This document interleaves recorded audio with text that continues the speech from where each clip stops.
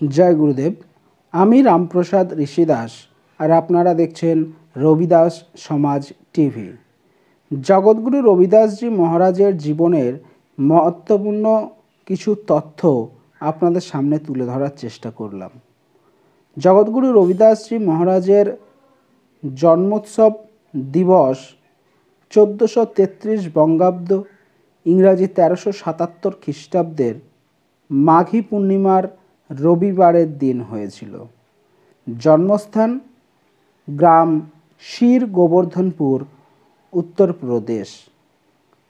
পিতা পূজনীয় সন্তোষ দাসজি মহারাজ, তার মাতা পূজনীয়া কলসী দেবীজি, স্ত্রী পূজনীয়া লখপতিজি, তার একমাত্র পুত্র পূজনীয় শ্রীমান বিজয় দাসজি। জগৎগুরু রবিদাসজি মহারাজের ব্রহ্মমিলন হয়েছিল 1584 বঙ্গাব্দে। অনেকে বিক্রম সংবাদ বলেন আষাঢ় মাসের সংক্রান্তির দিন, ইংরাজি 1528 খ্রিস্টাব্দ, বেনারস শহর। যদিও বিভিন্ন বিশেষজ্ঞ এ বিষয়ে ভিন্ন ভিন্ন মত পোষণ করে, কিন্তু আমি যে বছর এবং দিনটি বললাম এটি সবথেকে বহুল প্রচলিত এবং মান্যতা প্রাপ্ত। জয় গুরুদেব। ভারতবর্ষের আকাশ সন্ত মনীষীদের মতো অসংখ্য তারায় পরিপূর্ণ, অনন্ত অনন্ত তারায় পরিপূর্ণ। যদিও জ্যোতি সকলেরই এক, সন্ত রবিদাস ওই সকল তারার মধ্যে ধ্রুব তারা। এই জন্যই যে সূত্রের ঘরে জন্ম নিয়েও কাশীর পণ্ডিতদের পর্যন্ত মানতে ও স্বীকার করতে বাধ্য করেছিল। ব্রাহ্মণেরা মহাবীরের উল্লেখ করেননি তাদের শাস্ত্রের মধ্যে। বুদ্ধের শিকড় ছিঁড়ে ফেলেছিল, বুদ্ধের বিচারধারাকে উপড়ে ফেলেছিল। কিন্তু রবিদাসের মধ্যে এমন কিছু ব্যাপার আছে যার জন্য রবিদাসকে ছুঁড়ে ফেলতে পারেনি। অথচ রবিদাসকে ব্রাহ্মণদের দ্বারা লিখিত স্মৃতিশাস্ত্রে সর্বদাই স্মরণ করা হয়েছে। চামার মুচির ঘরে জন্মগ্রহণ করেও ব্রাহ্মণেরা স্বীকার করেছিল, তাও আবার কাশীর ব্রাহ্মণেরা। এ কথা যেন অবিশ্বাস্য নতুনত্ব মনে হয়। মহাবীরকে স্বীকার করতে সমস্যা আছে, বুদ্ধকে স্বীকার করতে সমস্যা। দুজনই রাজপুত্র ছিল, দুজনকেই স্বীকার করা বেশি সহজ ছিল, সরল ছিল। দুজনই শ্রেষ্ঠ বর্ণের ছিল, দুজনই ক্ষত্রিয় ছিল। অথচ তাদের স্বীকার করা মুশকিল হলো রবিদাসের মধ্যে এমন কিছু রস ছিল, এমন কিছু সুগন্ধ ছিল যা মাতাল করেছিল। রবিদাস থেকে এমন মাদক বইত যা যে পান করেছে সেই মাতাল হয়ে গেছে। আর রবিদাস আড্ডা জমিয়ে বসেছিল কাশীতে, যেখানে সবচেয়ে কম সম্ভাবনা ছিল, যেখানের পণ্ডিত পাষাণ হয়ে গিয়েছিল।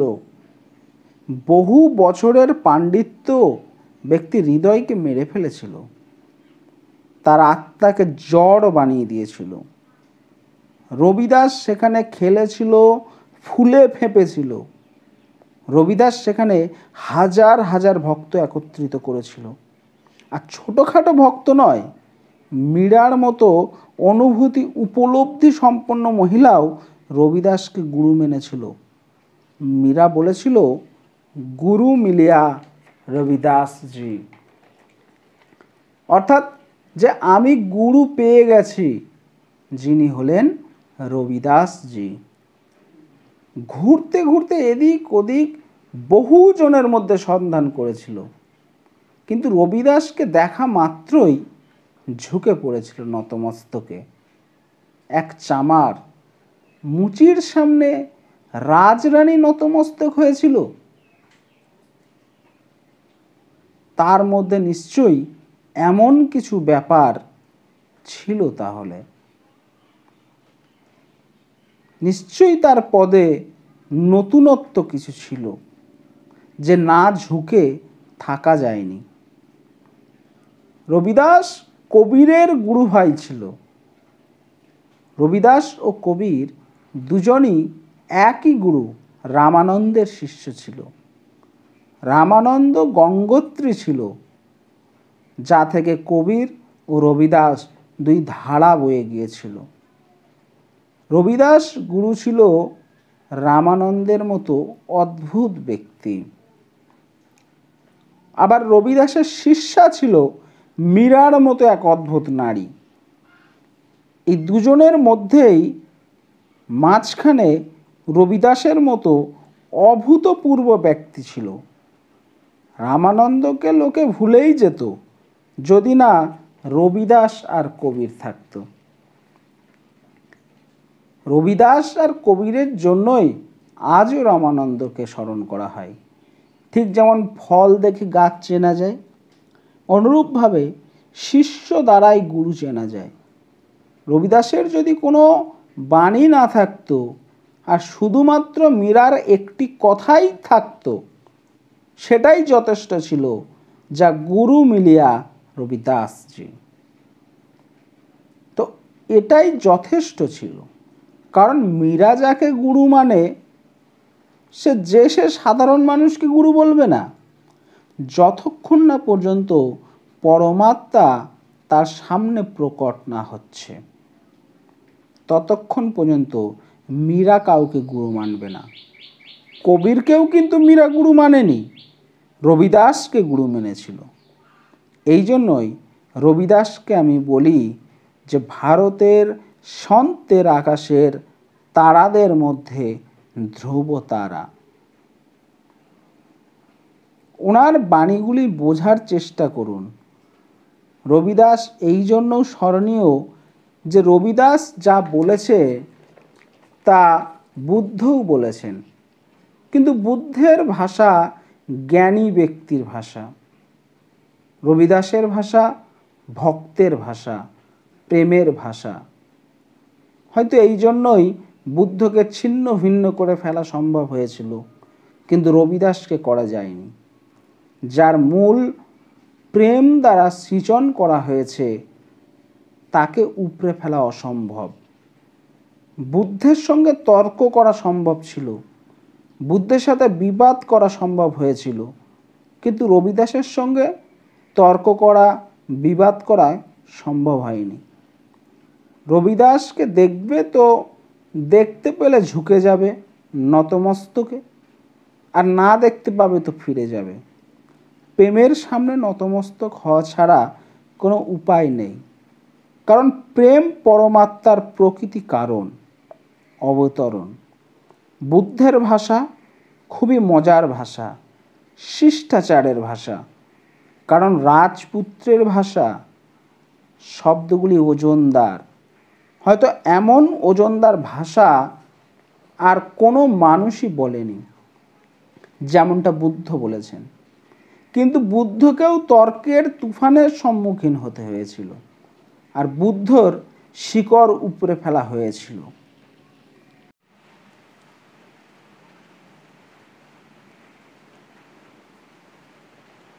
ভারত থেকে বৌদ্ধ ধর্মের বিলীন হয়ে গিয়েছিল। রবিদাস পুনরায় বৌদ্ধ ধর্মের কথা বলেছিল, কিন্তু ভাষা বদলে দিয়েছিল, নতুন রং লাগিয়েছিল। পাত্র একই ছিল, কথা একই ছিল, মাদক একই ছিল, শুধু নতুন বোতল দিল। আর রবিদাসকে কেউ উপড়ে ফেলতে পারল না। এটা জেনে তোমরা অবাক হবে যে চামার, মুচি মূলত বৌদ্ধ ধর্মের লোক ছিল।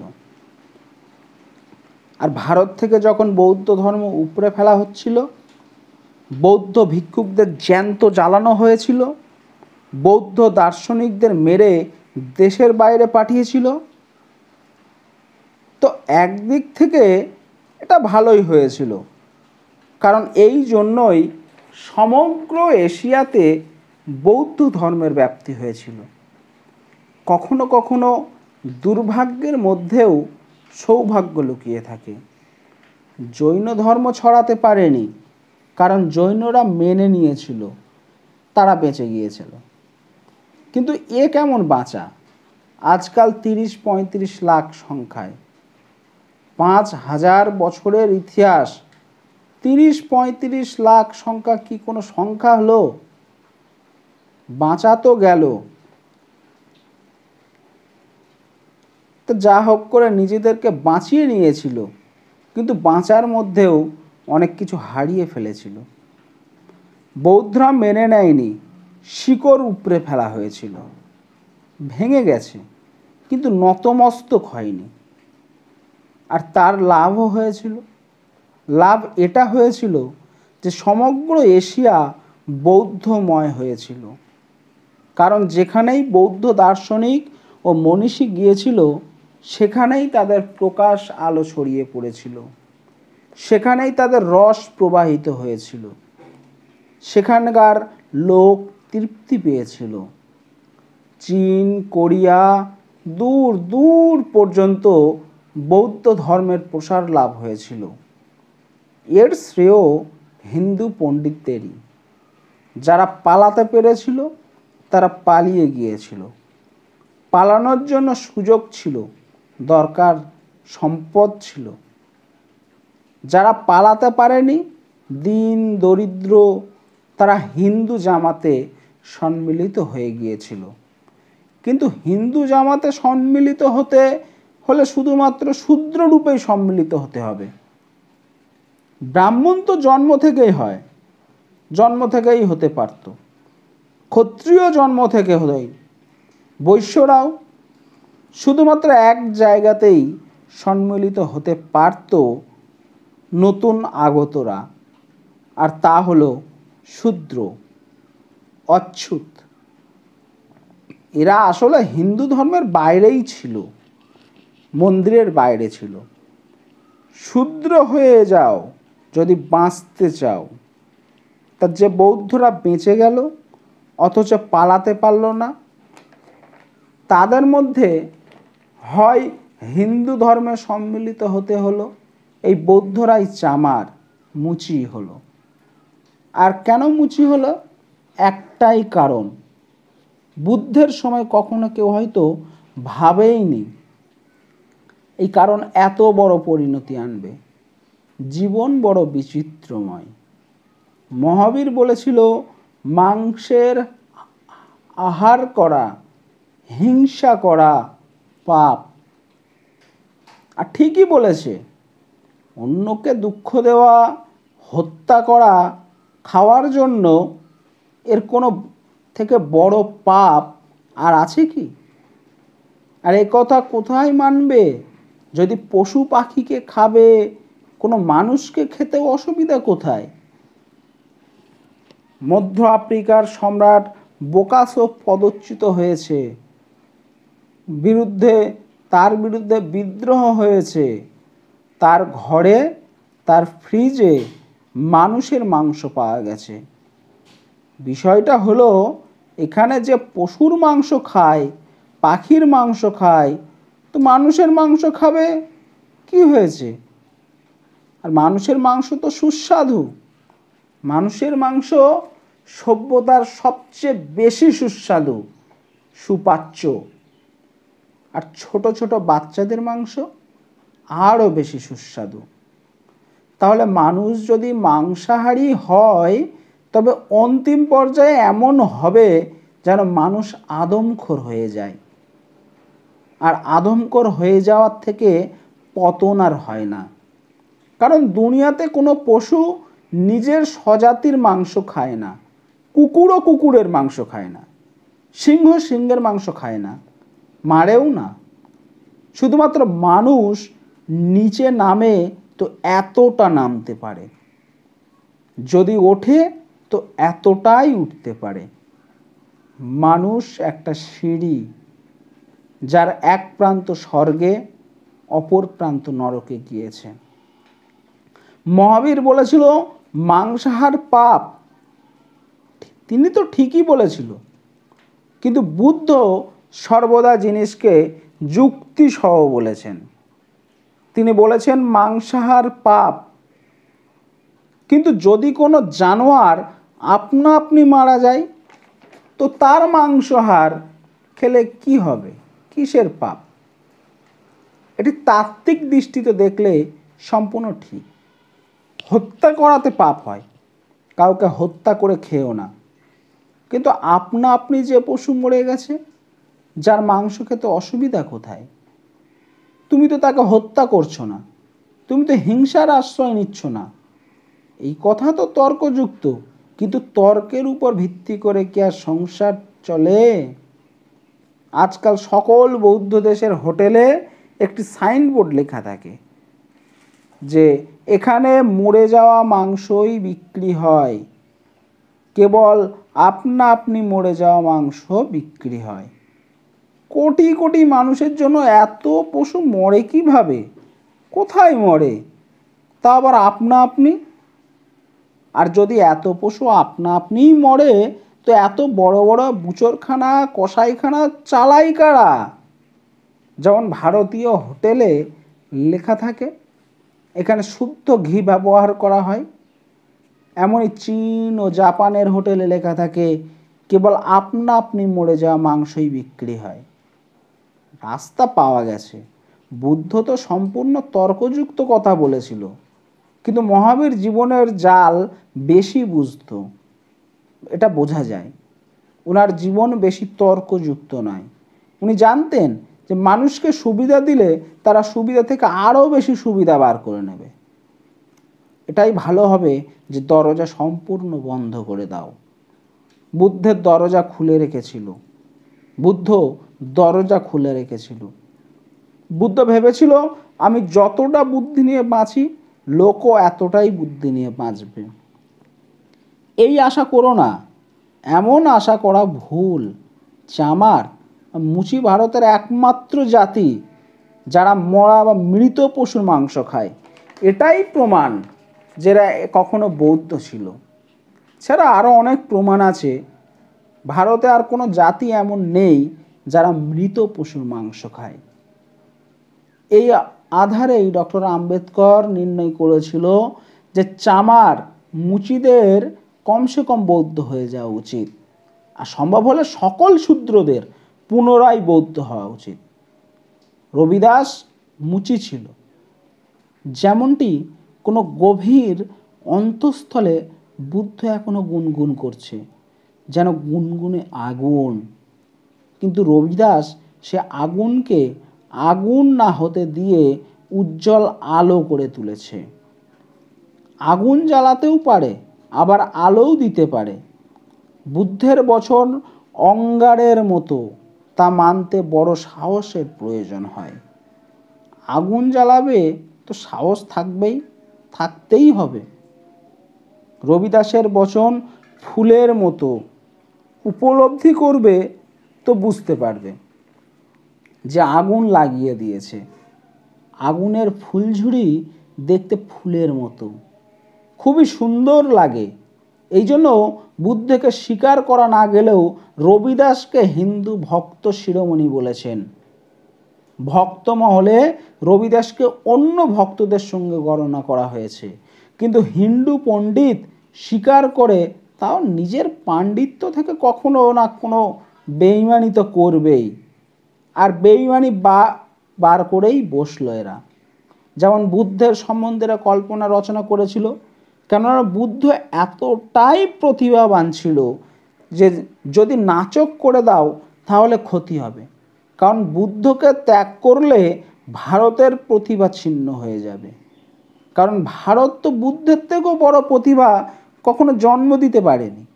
যেমন ইহুদিরা জেসাস থেকে বড় সন্তান জন্ম দিতে পারেনি, এমনই ভারতীয়রা বুদ্ধের থেকে বড় সন্তান জন্ম দেয়নি। বুদ্ধকে সম্পূর্ণরূপে ত্যাগ করা নিজের পায়ে কুঠার মারার সমান। আজ দুনিয়ায় ভারতের যদি কোনো প্রতিষ্ঠা থেকে থাকে তা বুদ্ধের কারণেই। তাতে বুদ্ধের ভূমিকা 50%। যদি লোক ভারতকে মনে করে থাকে তো বুদ্ধের কারণেই মনে করে। যদি সমগ্র এশিয়া ভারতের প্রতি সম্মান পোষণ করে থাকে তা আর ভারতকে তীর্থ মনে করে তা বুদ্ধেরই জন্য। যেমন সকল মুসলমান মক্কাকে স্মরণ করে, অনুরূপভাবে বৌদ্ধরা কোটি কোটি বৌদ্ধদের মনে একটাই বাসনা থাকে, যদি কখনো বুদ্ধ গয়া যাওয়া যায়, যদি ভারতের মাটিতে পা দিতে পারি। ভারতের মাটি কখনো এত বড় সন্তানের জন্ম দেয়নি। এই জন্য ব্রাহ্মণ বুদ্ধের বিচারধারাকে মান্যতা না দিলেও বুদ্ধ থেকে যা লাভ হতে পারে তা পাওয়ার জন্য বুদ্ধি আঁটল। তারা একটা কাহিনী রচনা করলো যে ভগবান স্বর্গে যখন আর নরক তৈরি করলো, তখন হাজার হাজার বছর কেটে যাওয়ার পরেও কেউ নরকে যায়নি, কারণ কেউই পাপ করতো না। পাপ করবে তবেই না সে নরকে যাবে। শয়তান ও তার শিষ্য নিজে নিজে দপ্তরে বসে ব্যাকুল হয়ে গেল, কেউ আসছে না, কেউ যাচ্ছেও না, নরক খালি পড়ে আছে। শেষমেশ শয়তান পরমাত্মার কাছে প্রার্থনা করলো যে ফালতু কেন নরক খোলা হয়েছে, যখন গ্রাহকই নেই তখন দোকান খোলার প্রয়োজন কি আছে, বন্ধ করুন, আমরা ক্লান্ত হয়ে গেছি। ভগবান বলল, চিন্তা করো না, কারণ ভগবান তো করুণাবান। তিনি বললেন, আমি খুব শীঘ্রই একটা ব্যবস্থা করছি। আমি জলদি বুদ্ধের রূপে অবতার নেব আর লোকের মস্তিষ্কে বিভ্রান্তি ছড়াবো। একবার ওদের মস্তিষ্কে ভ্রষ্ট হলে ওরা পাপ করতে থাকবে আর নরক ভরতে থাকবে। আর তখন ভগবান শয়তানের উপর কৃপা করুণা করে বুদ্ধ অবতার নিয়েছিল। এই জন্যই হিন্দুদের কাছে বুদ্ধ দশম অবতার। বুদ্ধের রূপে অবতার জন্মগ্রহণ করলো, লোকের মস্তিষ্ককে বিভ্রান্ত করলো, মানুষকে ভুল ভাল বোঝালো, ভুল পথ দেখালো, ঝামেলা পাকালো, আর লোক ধীরে ধীরে পাপ করতে লাগলো। এখন এমন পরিস্থিতি যে নরকেও বুকিং করতে হয়।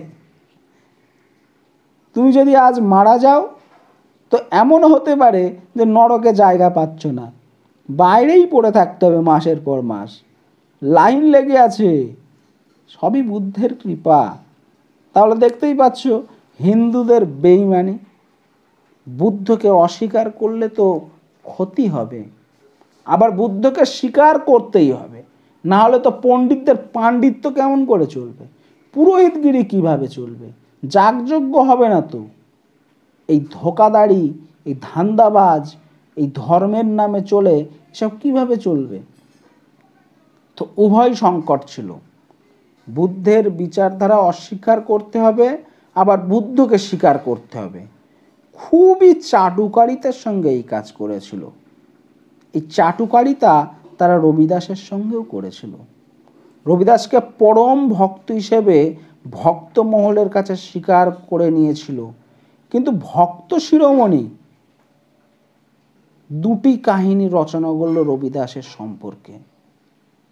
আর যেমন কাহিনী ব্রাহ্মণরা রচনা করতে পারে, তেমন দুনিয়া তার কেউ পারে না। কারণ কাহিনী রচনা এদের পুরনো অভ্যাস, পুরাণ লেখার অভ্যাস। যদি ইহুদিরা জানতো যে কাহিনী দিয়েও রচনা করে মোকাবিলা করা যায়, তাহলে জেসাসকে শুলি চড়াতো না, শুধুমাত্র একটা কাহিনী রচনা করলেই হতো। শুলি দিতে হয়েছিল কারণ কাহিনী রচনা করতে পারেনি। তাই হিন্দু কৌশলীরা কখনো কাউকে শুলি চড়ায়নি, কেননা এরা কাহিনী রচনাতে কুশল ছিল। কাহিনী রচনার দ্বারাই যদি কাজ সিদ্ধ হয়, তাহলে অস্ত্রের কি প্রয়োজন, কাহিনীই অস্ত্র হয়ে যায়। রবিদাসের সম্বন্ধে দুটি কাহিনী রচনা করেছিল। এক, যে রবিদাস তার পূর্বজন্মে রামানন্দের শিষ্য ছিল। পূর্বজন্মে একদিন রবিদাস ভিক্ষা করে এসেছে, তখন সে রামানন্দের ব্রহ্মচারী ব্রাহ্মণ শিষ্য ছিল। ভিক্ষা করে ফিরেছে, রামানন্দ পুজোর থালি সাজিয়েছে। তা ঠাকুরজি তথা ভগবান প্রতিমাকে প্রসাদ প্রদান করল। কিন্তু রামানন্দের জীবনে এই প্রথমবার ঠাকুরজি প্রসাদ গ্রহণে অস্বীকার করল। এখন প্রধান কথা হলো, মূর্তি কখনো প্রসাদ গ্রহণ বা অস্বীকার করে না। তুমি চাইলে মূর্তিতে প্রসাদ দিয়ে দেখো, মূর্তি না তো প্রসাদ স্বীকার করবে না অস্বীকার করবে। মূর্তি মৃত, মরা, অথচ কাহিনী রচনা করলো যে ঠাকুরজি প্রসাদ গ্রহণ করতে অস্বীকার করেছেন। রামানন্দ তো খুবই দুঃখ পেল, জীবনে এমন কখনো হয়নি। তিনি ঠাকুরজিকে জিজ্ঞাসা করল, আপনি কেন গ্রহণ করছেন না ঠাকুরজি? তখন তিনি উত্তর দিল যে এই প্রসাদ এমন এক ব্যবসায়ীর ঘর থেকে নিয়ে আসা হয়েছে যার সরাসরি ব্যবসা এক মুচির পরিবারের সঙ্গে, এই জন্য এই প্রসাদ গ্রহণ করা যাবে না। এটি চামার মুচির ঘরের প্রসাদ না, কোনো ব্যবসায়ীর ব্যবসা মুচির সঙ্গে হয়েছে। ব্যবসাদার তো বেচারা সকলকে বিক্রি করবে, সকলের থেকে কিনবে। মুচি, মেথর, ডোম সকলের সঙ্গেই তো তার ব্যবসা। যেই আসুক না কেন সেখানে, তার কাছে তাকে বিক্রি করাটাই তার কাজ। আর সে কি থোড়ি সকলকে জিজ্ঞাসা করে ঘুরবে যে কে মুচি, কে মেথর, কে ডোম? তার কাজ বিক্রি করা। অথচ তুমি দেখতে পাচ্ছ যে ব্রাহ্মণ কেমন জাল এই দেশে দাঁড় করিয়ে রেখেছে। মুচি চামার তো অস্পৃশ্য ছিলই, আর যে ব্যবসায়ীর ব্যবসা সরাসরি চামার বা মুচির সঙ্গে, সেও অস্পৃশ্য হয়ে গেছে। আর তাও আবার ঠাকুরজির জন্য অস্পৃশ্য হয়ে গিয়েছে। আর ঠাকুরজিই শূদ্র বানিয়েছে, ব্যবসায়ী বানিয়েছে, ঠাকুরজিই ব্রাহ্মণ বানিয়েছে, সব তারই সৃষ্টি। এখন মজার ব্যাপার হলো, ঠাকুরজি শূদ্র বানিয়েছে, অথচ ঠাকুরজি নিজে শূদ্র হলো না। আর ব্যবসায়ী কেবল শূদ্রের সঙ্গে ব্যবসা করেছে, কিছু লেনদেন করেছে, তাই সে শূদ্র হয়ে গেছে। যদি এই দুনিয়াতে কেউ পরম শূদ্র হয়ে থাকে, তবে সে হলো ভগবান, ওই ঠাকুরজি। কারণ তিনিই তো শূদ্রকে বানিয়েছে। অথচ ঠাকুরজি খাদ্য গ্রহণ করতে অস্বীকার করে দিল। রামানন্দ তো রেগে লাল। এ কথা মিথ্যা যদিও, কেননা রামানন্দের মতো ব্যক্তি, যে রবিদাস ও কবিরের মতো ব্যক্তি তার চরণে নতমস্তক হয়েছিল, সে রেগে গেল, এ অসম্ভব, মিথ্যা কথা। তিনি রেগে গেলেন এমনটাই বলছে ব্রাহ্মণেরা। আর আমি জানি রামানন্দ কখনো রাগেনি, যদিও ব্রাহ্মণেরা বলছে তিনি রেগে গেলেন। রেগে গিয়ে তিনি অভিশাপ দিলেন তার শিষ্যকে যে যা, তুই এখনই মরে যা, মরে গিয়ে তুই চামারের ঘরে, মুচির ঘরে জন্মগ্রহণ করবি, এটা তো শাস্তি। এটা না বলে আমার মতে রামানন্দ হয়তো বলেছিল যে ঠাকুরজি যে যা, তুই পালা, এক্ষুনি এখান থেকে বিদায় হ, বাইরে রিক্সা আছে, রিক্সা ধর আর দূর হ, পুনরায় ফিরে আসবি না। সত্যি কি বোকার মতো কথা, যে কোনো এক শূদ্র কোনো ব্যবসায়ীর সঙ্গে তার চামড়ার বা মুচির ঘর থেকে নিয়ে এসে সে সামগ্রী বিক্রি করেছে, সেই সামগ্রী প্রসাদ হতে পারবে না। রামানন্দের মতো হিম্মতওয়ালা ব্যক্তির সঙ্গে ঠাকুরজি এমন কথা বলতে পারে?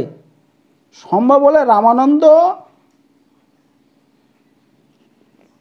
এমন মারতেন যে মায়ের দুধ মনে পড়ে যেত ঠাকুরজির।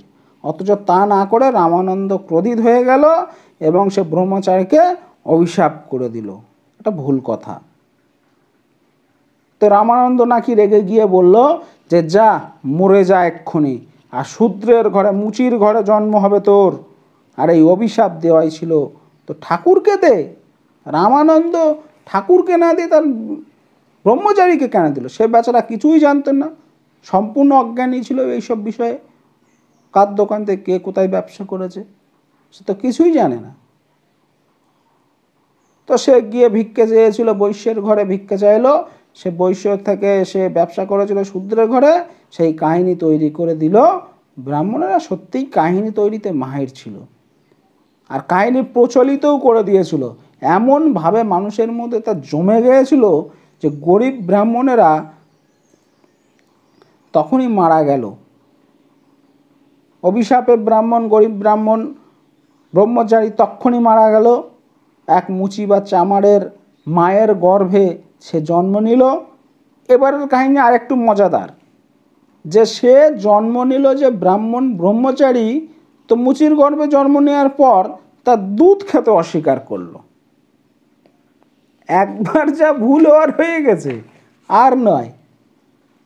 যেখানে ঠাকুরজি পর্যন্ত প্রসাদ নেয় না, সেখানে ছোট্ট বাচ্চা কেন দুধ খাবে মুচির মায়ের?